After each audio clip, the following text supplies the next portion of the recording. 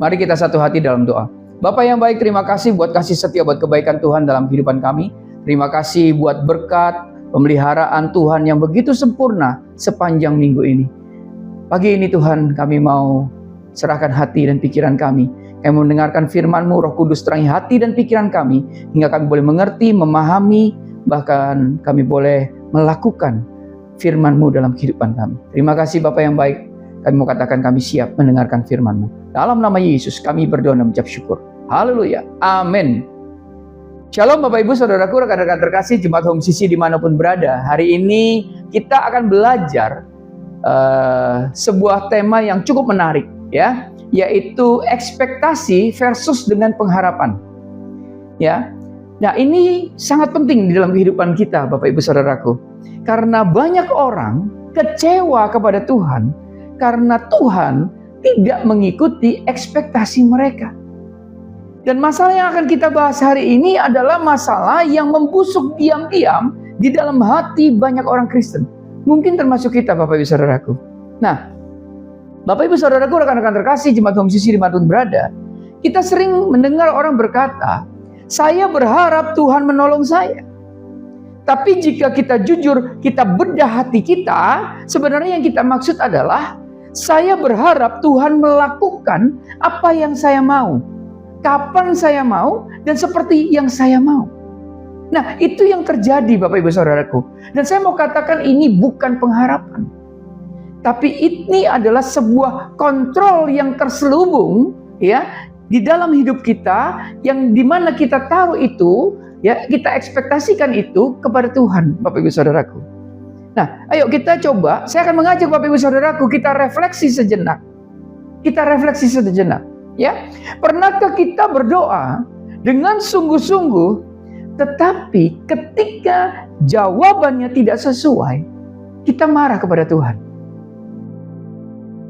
Ayo kita refleksi. Yang kedua, pernahkah kita merasa Tuhan tidak adil karena doa kita tidak dikabulkan?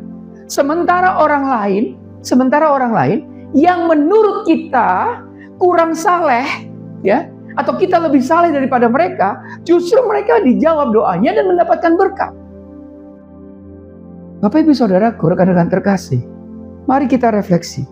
Kalau dua hal itu pernah kita lakukan, saya mau katakan begini, masalah utama kita bukanlah situasi hidup yang sulit. Masalah utama kita adalah bagaimana cara kita mendefinisikan pengharapan. Selama definisi kita tentang pengharapan kepada Tuhan itu salah, maka kita akan terus hidup di dalam kekecewaan. Katakan amin. Nah, Bapak Ibu Saudaraku, rekan-rekan terkasih, mari kita bahas 5 poin yang cukup penting untuk kita pahami, ya, berkaitan dengan ekspektasi versus pengharapan. Ya. Yang pertama yang kita akan bahas adalah bahwa ekspektasi adalah harapan palsu yang berpusat pada diri sendiri. Menarik ya?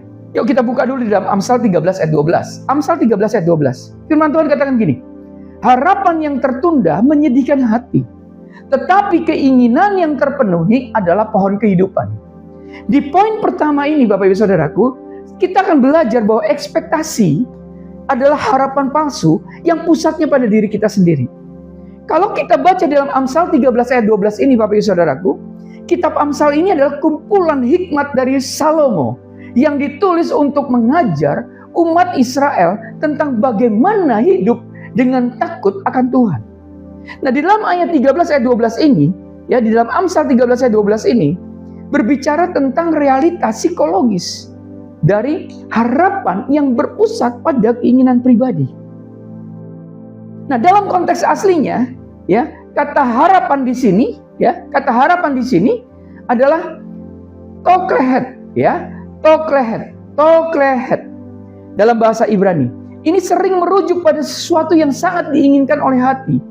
Jadi ini keinginan hati kita, ya, sehingga ini yang kita harapkan bisa jadi jawaban doa.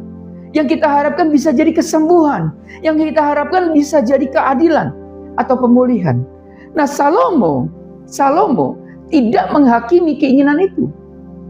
Dia hanya menggambarkan konsekuensinya, Bapak Ibu Saudaraku. Ketika harapan yang sangat kita gantungkan itu tertunda, hati menjadi sakit. Ya, kata menyedihkan hati dalam Amsal 13 ayat 12 ini secara harafiah bisa berarti membuat hati jatuh sakit atau pingsan. Nah, Bapak Ibu Saudaraku, perhatikan baik-baik. Ayat ini tidak sedang memuji harapan yang tertunda. Ya, saya mau katakan bahwa ayat ini membongkar sisi rapuh dari harapan manusia. Maksudnya begini, saudaraku, kita cek ya, yang namanya ekspektasi yang salah. Ekspektasi yang salah itu adalah, pertama, ekspektasi itu dibangun dari asumsi kita tentang bagaimana Tuhan seharusnya bekerja. Kalau saya jabarkan begini, kita berkata dalam hati, misalnya, Tuhan itu baik, jadi dia pasti akan menyembuhkan anak saya. Atau, saya sudah setia memberi persepuluhan, jadi Tuhan harus memberkati bisnis saya. Bapak Ibu perhatikan baik-baik dan dengarkan baik-baik. Itu bukan iman. Itu kontrak dagang kita dengan Tuhan. Amin. Ekspektasi yang dikendalikan oleh keinginan pribadi bukan oleh kehendak Tuhan. Terkadang begini Bapak Ibu Saudara, doa kita seringkali panjang tentang apa yang kita mau, tapi sangat pendek ketika kita berkata, jadilah kehendak-Mu. Ini adalah ekspektasi yang dikendalikan oleh keinginan pribadi. Kita berdoa kepada Tuhan, kita minta apa yang kita butuhkan, kita mau. Tapi tidak pernah kita akhiri, jadilah sesuai dengan kehendak. Ekspektasi yang salah. Ya, tadi kita sudah pelajari. Yang pertama, ekspektasi itu dibangun dari asumsi kita tentang bagaimana Tuhan seharusnya bekerja. Ekspektasi yang salah, artinya ekspektasi itu dikendalikan oleh keinginan pribadi, bukan oleh kehendak Tuhan. Dan yang ketiga, ekspektasi yang salah. Ekspektasi yang bergantung pada waktu, tapi waktunya versi kita.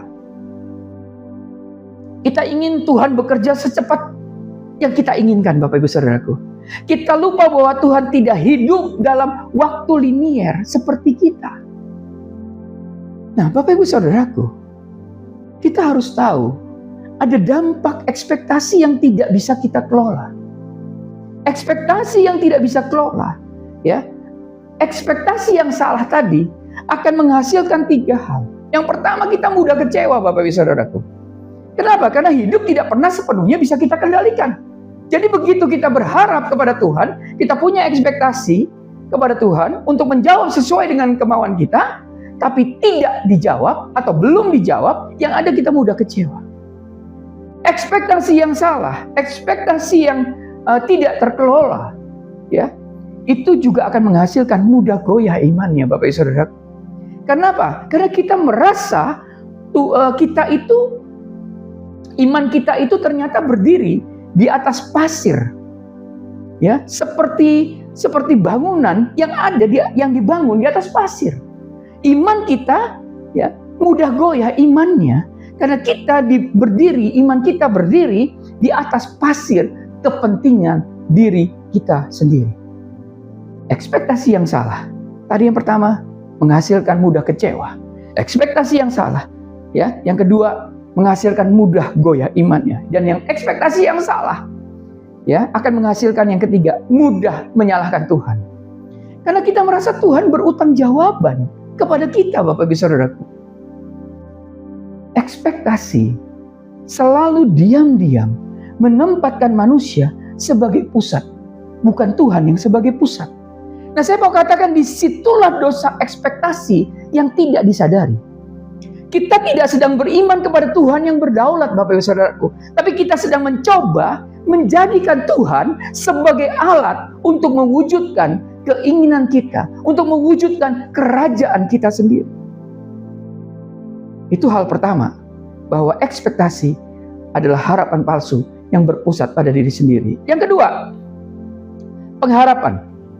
Ketika kita berbicara pengharapan itu dibentuk di dalam proses. Amin. Ya, saya ulangi. Pengharapan itu dibentuk dalam proses, bukan dikabulkan instan. Yuk kita buka di dalam Roma 5 ayat 3 sampai dengan 5. Roma 5 ayat 3 sampai dengan 5. Demikian firman Tuhan di ayat yang ketiga. Dan bukan hanya itu saja, kita malah bermegah juga dalam kesengsaraan kita. Karena kita tahu bahwa kesengsaraan itu menimbulkan ketekunan. Ayat 4. Dan ketekunan menimbulkan tahan uji. Dan tahan uji menimbulkan pengharapan. Ayat 5. Dan pengharapan tidak mengecewakan. Karena kasih Allah telah dicurahkan dalam hati kita oleh Roh Kudus yang telah dikaruniakan kepada kita. Nah, Bapak Ibu Saudaraku, rekan-rekan terkasih Jemaat Home Sisi dimanapun berada, mari kita baca dengan seksama Roma 5 ayat 3 sampai dengan 5 ini. Ini adalah teks yang sering kita lompati terlalu cepat. Kita suka langsung ke ayat yang kelima, pengharapan tidak mengecewakan. Tapi perhatikan, Paulus tidak menulis seperti itu. Paulus menulisnya seperti ini, ya. Dan bukan, di ayat yang kelima ya, dan bukan hanya itu, ya, Roma 5 ayat 3, tetapi kita juga bermegah dalam penderitaan. Karena kita tahu bahwa penderitaan menghasilkan ketekunan. Dan ketekunan menghasilkan tahan uji. Dan tahan uji menghasilkan pengharapan. Surat Roma ditulis oleh Rasul Paulus sekitar tahun 57 Masehi. Kemungkinan dari Korintus, Bapak Ibu Saudaraku, kepada jemaat di Roma yang sebagian besar adalah orang Kristen non-Yahudi. Nah, pada saat itu menjadi pengikut Kristus berarti siap menghadapi pengucilan sosial. Siap harus menghadapi tekanan ekonomi. Siap bahkan untuk ancaman nyawa, ya, di bawah kekaisaran Romawi. Bapak Ibu Saudaraku, Paulus sedang membangun argumentasi teologis yang luar biasa. Di pasal 1 sampai 4, ya, di Roma 1 sampai dengan Roma 4 tentang pembenaran oleh iman. Di pasal 5 ia sampai pada puncaknya, ya. Ayat 1, 5 ayat 1 katakan begini, sebab itu kita yang dibenarkan karena iman, kita hidup dalam damai sejahtera dengan Allah. Nah, kemudian fondasi itu adalah damai sejahtera. Nah, Paulus berkata di ayat yang kedua, dikatakan kita bermegah dalam pengharapan akan kemuliaan Allah. Tapi kemudian Paulus melakukan sesuatu yang radikal. Ia berkata, bukan hanya itu, kita juga bermegah di dalam penderitaan. Nah, Bapak Ibu Saudaraku, saya mau katakan ini adalah logika yang terbalik. Ya, 180 derajat dari cara dunia berpikir. Dunia berkata, penderitaan adalah musuh. Penderitaan harus dihindari. Penderitaan adalah tanda bahwa Tuhan tidak menyertaimu. Tapi Paulus berkata, kita bermegah di dalam penderitaan. Mengapa? Karena Paulus tidak melihat penderitaan sebagai kegagalan rencana Allah. Tapi Paulus melihat penderitaan sebagai bagian dari proses pembentukan pengharapan. Amin. Mari kita perhatikan baik-baik sebuah rantai, ya, atau kita bisa melihat urutannya, ya. Kita melihat urutannya. Yang pertama begini, penderitaan, ya, penderitaan itu bisa berupa tekanan, bisa berupa kesesakan, ya, bisa berupa penderitaan nyata, bukan abstrak. Karena penderitaan bisa berupa sakit, bisa berupa pengkhianatan, ya, kemiskinan, penolakan, itu penderitaan. Penderitaan menghasilkan, dikatakan apa? Ketekunan. Bukan sekedar sabar pasrah. Dalam bahasa Yunani, ya, ketekunan itu adalah hupomone. Hupomone berarti kemampuan untuk bertahan di bawah beban tanpa kita rontok atau runtuh. Ini adalah ketahanan mental spiritual yang aktif. Perhatikan Bapak Ibu Saudaraku, penderitaan menghasilkan ketekunan. Tapi juga dikatakan begini, ya, ketekunan menghasilkan tahan uji. Jadi kata ini menarik, ya. Tahan uji atau dokime, ya, bukan sekedar tabah. Jadi tahan uji itu bukan tabah. Ini berarti apa? Karakter yang sudah teruji dan sudah terbukti secara otentik. Kalau dalam dunia perdagangan zaman itu, dokime itu dipakai untuk koin yang sudah diuji kemurnian. Dan yang menarik adalah tahan uji menghasilkan pengharapan atau elpis. Pengharapan elpis. Ini sebuah surprise Bapak Ibu Saudaraku. Bagaimana mungkin bahwa pengharapan bukan muncul dari doa yang dijawab, tapi pengharapan muncul dari karakter yang sudah teruji. Wow, saudara, bapak, ibu, saudaraku, saudara, rekan-rekan terkasih, tidak ada satupun bagian dari proses ini yang nyaman. Artinya apa? Tidak ada jalan pintas. Pengharapan sejati tidak lahir ketika hidup berjalan sesuai rencana kita. Tapi pengharapan sejati itu lahir ketika kita tetap percaya kepada Tuhan saat hidup yang kita jalani sedang tidak masuk akal. Amin. Bapak, ibu, saudaraku, rekan-rekan terkasih. Ya, ekspektasi itu berkata, Tuhan, ubah situasi saya. Tapi pengharapan berkata, Tuhan, ubah saya dalam situasi ini. Bapak Ibu bisa mengerti perbedaannya? Saya ulangi. Ekspektasi itu berkata, Tuhan, ubah situasi saya. Tapi pengharapan akan berkata, Tuhan, ubah saya di dalam situasi ini. Bapak, ibu, saudaraku, inilah mengapa banyak orang Kristen jatuh ketika ujian datang. Bukan karena Tuhan tidak setia, tapi karena selama ini mereka hanya punya yang namanya ekspektasi kepada Tuhan, bukan pengharapan. Ekspektasi hancur saat situasinya berubah, tapi pengharapan justru terbalik. Pengharapan terbukti otentik, terbukti asli saat situasi paling buruk. Dan Paulus menutup ayat 5 dengan kalimat yang mengguncangkan. Dikatakan begini, dan pengharapan tidak mengecewakan. Kata mengecewakan dalam bahasa Yunani dikatakan begini, kataios chuno. Kataios chuno. Ya, ini berarti membuat malu atau mengecewakan secara publik.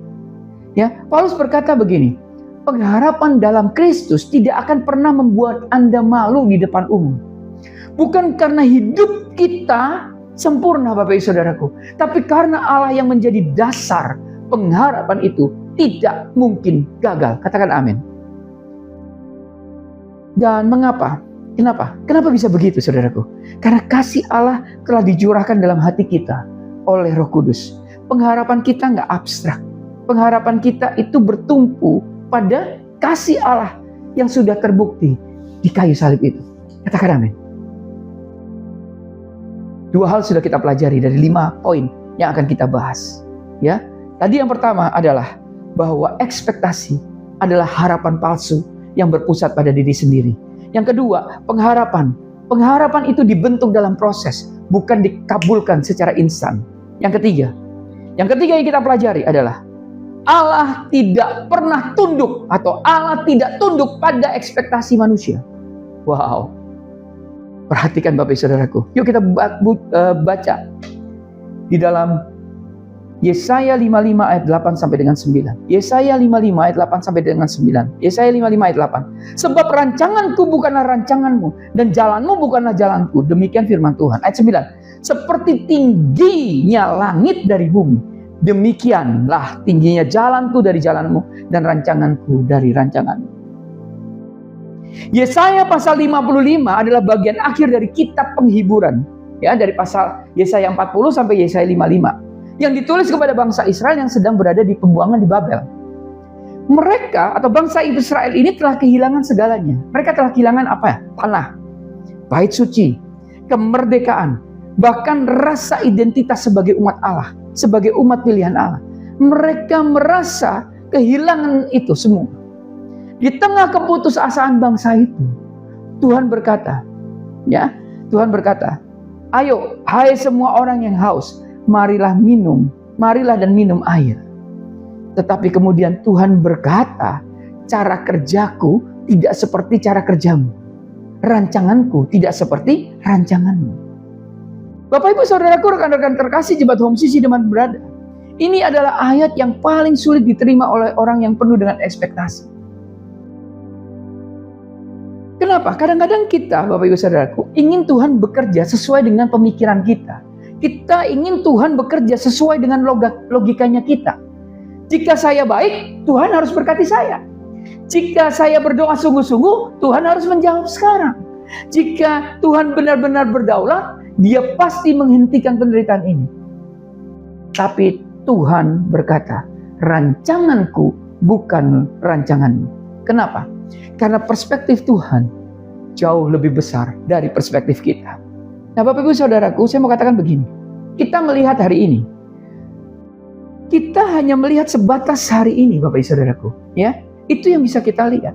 Tapi Tuhan melihat kekekalan.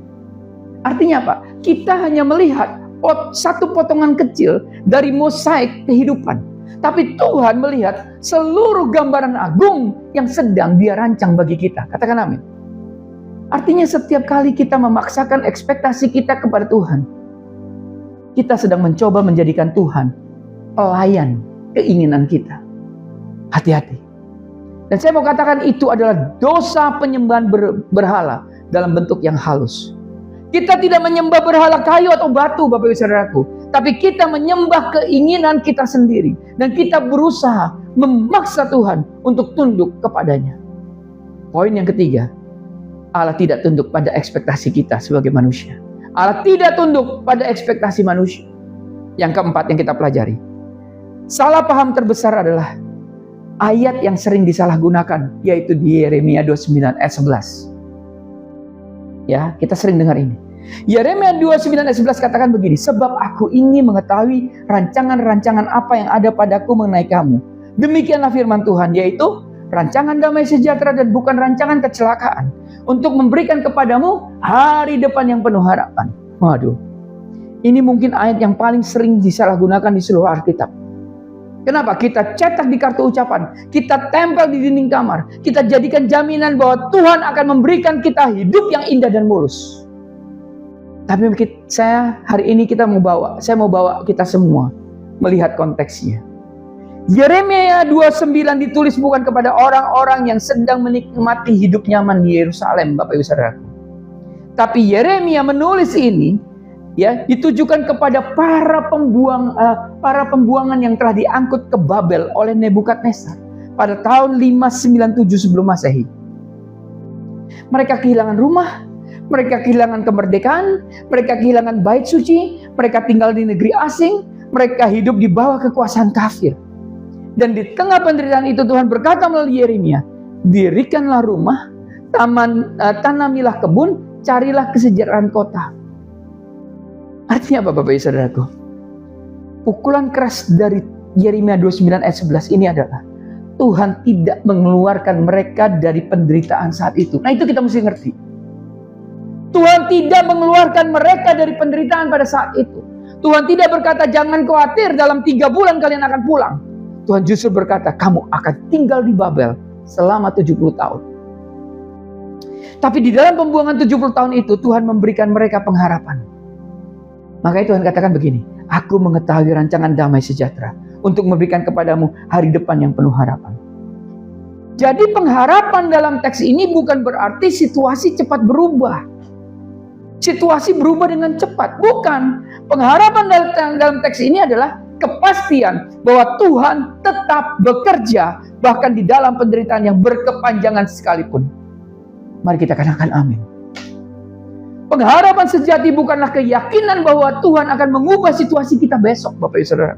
Tapi pengharapan sejati adalah keyakinan bahwa Tuhan menyertai kita dalam situasi itu hari ini. Jadi Bapak Ibu Saudaraku, ketika kita menggunakan Yeremia 29 ayat 11 sebagai jaminan hidup enak, maka saya mau katakan kita sedang merampok ayat itu dari kekuatannya yang sejati. Kita mengubahnya dari pengharapan di dalam penderitaan menjadi ekspektasi akan hidup mulus. Poin yang kelima. Apa itu pengharapan? Ibrani 11 ayat 1 katakan gini, iman adalah dasar dari segala sesuatu yang kita harapkan dan bukti dari segala sesuatu yang tidak kita lihat. Surat Ibrani ditulis kepada jemaat Kristen Yahudi yang sedang mengalami penganiayaan yang hebat. Perhatikan, beberapa dari mereka mulai mundur. Ya, setelah mundur, mereka kembali ke agama Yahudi. Untuk apa? Untuk menghindari penderitaan. Oleh karena itu, penulis Ibrani berkata, jangan mundur. Iman adalah pondasi dari pengharapan. Jadi kalau kita lihat, ya, Perhatikan ya, definisi yang luar biasa ini adalah iman adalah dasar atau hypostasis, dasar dari pengharapan. Kata hypostasis dalam bahasa Yunani berarti pondasi, berarti landasan, berarti atau sertifikat kepemilikan. Artinya apa? Ini bukan perasaan samar-samar. Ini adalah realitas yang kokoh. Pengharapan Kristen tidak berdiri di atas pasir, mudah-mudahan terjadi. Enggak. Tapi pengharapan Kristen berdiri di atas iman kepada siapa Tuhan Yesus itu. Amin. Ekspektasi berkata, saya percaya sesuatu akan terjadi. Pengharapan berkata, saya percaya Tuhan, apapun yang terjadi. Ini bedanya. Jadi kalau orang yang berekspektasi, wah saya percaya sesuatu akan terjadi. Tapi pengharapan akan berkata, saya percaya Tuhan, apapun yang terjadi. Ini perbedaan yang menentukan segalanya, Bapak Ibu Saudaraku. Ekspektasi menggantungkan imannya pada peristiwa. Tapi pengharapan menggantung imannya pada pribadi Yesus itu sendiri. Amin. Jika iman kita hanya bertahan selama Tuhan melakukan apa yang kita mau, maka iman kita sebenarnya bukan pada Tuhan, tetapi kepada keinginan kita sendiri. Ini yang saya berharap Bapak Ibu Saudaraku, ya, jemaat Home Sisi dimanapun berada, mengerti, memahami ini. Bapak Ibu Saudaraku, saya akan menutup khotbah ini, renungan ini. Bukan karena saya marah, tetapi karena kasih kepada jiwa-jiwa. Hari ini, saya akan memberikan tantangan langsung kepada hati kita semua. Yang pertama, selama ini, yang kita pegang itu pengharapan atau ekspektasi. Mari kita jujur di hadapan Tuhan. Apakah selama ini kita punya pengharapan kepada Tuhan atau kita punya ekspektasi kepada Tuhan? Yang kedua, apakah iman kita akan bertahan hanya kalau hidup berjalan dengan baik? Ataukah iman kita sudah teruji dan terbukti otentik? Yang ketiga, apakah kita bersedia melepaskan ekspektasi kita dan belajar berpengharapan kepada Tuhan saja? Bapak Ibu Saudaraku, rekan-rekan terkasih jemaat Home Sisi dimanapun berada, selagi kita masih menggantungkan hidup kita pada ekspektasi bahwa Tuhan harus melakukan ini, harus melakukan itu, dan bahwa hidup harus berjalan sesuai dengan rencana kita, maka kita akan terus hidup di dalam kekecewaan. Percayalah. Dan kita akan terus marah kepada Tuhan. Tetapi ketika kita beralih pada pengharapan di dalam Tuhan, pengharapan pada Tuhan ya Bapak Ibu Saudaraku, bukan pada situasi, bukan pada berkat, bukan pada jawaban doa yang instan, tetapi pada Tuhan itu sendiri, maka bahkan penderitaan pun tidak bisa menghancurkan kita. Katakan amin. Karena pengharapan kita tidak lagi bertumbuh pada apa yang terjadi, tapi pengharapan kita bertumbuh pada siapa Tuhan itu. Dan saya mau katakan Tuhan itu setia, amin. Tuhan itu baik, amin. Tuhan itu berdaulat, amin. Bahkan ketika kita tidak mengerti rancangannya, kita percaya bahwa rancangannya sempurna. Bapak Ibu Saudaraku, saya mau katakan pengharapan tidak mengecewakan, amin. Karena kasih Allah telah dicurahkan dalam hati kita oleh Roh Kudus yang telah diberikan kepada kita. Tuhan Yesus berkati. Mari kita berdoa. Tuhan, ampunilah kami, karena selama ini kami sering menempatkan ekspektasi kami di atas kehendak-Mu. Kami mengaku bahwa kami lebih percaya pada rencana kami daripada pada diri Engkau sebagai pribadi dan sebagai Tuhan kami. Hari ini ya Bapa, kami mau belajar berpengharapan sejati. Bukan kepada berkat-Mu, tetapi kepadamu sendiri ya Tuhan. Bentuklah pengharapan itu dalam hidup kami Bapa. Bahkan melalui penderitaan sekalipun. Sebab Engkaulah Allah yang setia. Di dalam nama Yesus Tuhan kami, yang telah mati dan bangkit untuk menjadi dasar pengharapan kami. Kami berdoa dalam nama Yesus. Haleluya. Amin. Karena itu saudara-saudaraku jemaat Kristus yang dikasihi Tuhan, angkatlah kedua tanganmu dan terimalah berkat. Mari aminkan setiap perkataan berkat yang kita percaya bahwa kita menerimanya. Tuhan memberkati engkau dan melindungi engkau. Tuhan menyinari engkau dengan wajahnya dan memberi engkau kasih karunia.